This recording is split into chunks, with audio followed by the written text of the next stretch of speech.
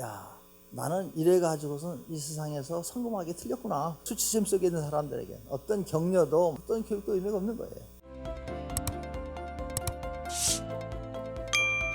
우리가 제일 컴컴하고 어두운 상태가 얼마냐? 룩스로 얘기하면 수치심이 20이에요. 이게 제일 나쁜 거예요. 수치심을 주는 거. 그래서 이 수치심을 주면은 사람이 그 감정은 뭐냐면 굴욕을 느끼죠. 그리고 행동으로 나타날 때는 잔인함으로 나온다고 닥터 호킨스 박사가 심리학자가 이렇게 얘기했어요. 그래서 이 수치심을 받은 사람은 수치심을 준 사람에게 또 그런 상태에서 행동하게 되면 잔인하게 행동이 되기 때문에 청소년 교육의 큰 문제가 지금 그 학교 폭력이 아주 심각하죠. 근데 그냥 적당하게 이렇게 서로 싸우는 게 아니죠. 이건 세상에 어떻게 너무 잔인해요.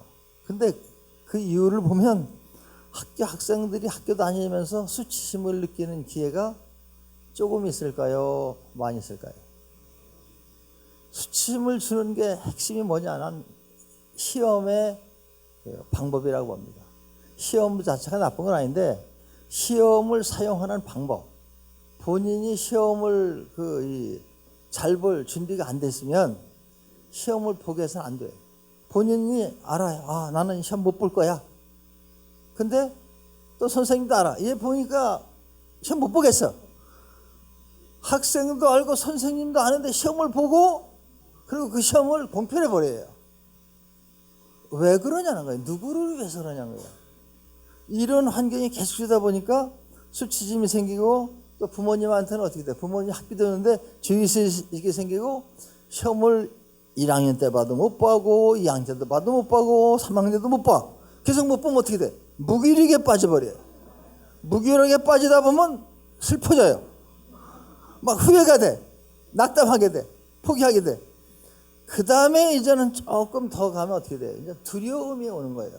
야, 나는 이래 가지고선 이 세상에서 성공하기 틀렸구나. 이러면서 자포자기가 되면서 학생의 얼굴이 어두워지기 시작할 겁니다. 근데 얘가 밥을 잘 먹고 힘은 좋아.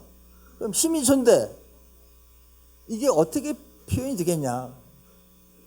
여기서 이제는 나름대로 이제 덩치가 크다 보니까 욕망이 생기고 분노도 생기고 그러니까 한 번씩 그렇게 그것을 배설하면 통쾌감도 생기고 이러다 보니까 이제 그런 의식 속에서는 어떤 도덕 교육도 어떤 교육도 의미가 없는 거예요. 수치심 속에 있는 사람들에게 어떤 격려도 제일 중요한 것이 사람이 200이 될 수 있도록 그게 교육의 목적이다. 시험 보는 목적도 자존감을 해치지 않는 시험을 봐야 된다. 용기가 없는 사람에게 이런 자발성이라든지 이런 선택이든지 이런 걸 할 수가 없어요. 그래서 정말 선생님이 해야 제일 중요한 것은 학생이 용기를 가질 수 있도록 잘하는 걸 찾게 해주는 거.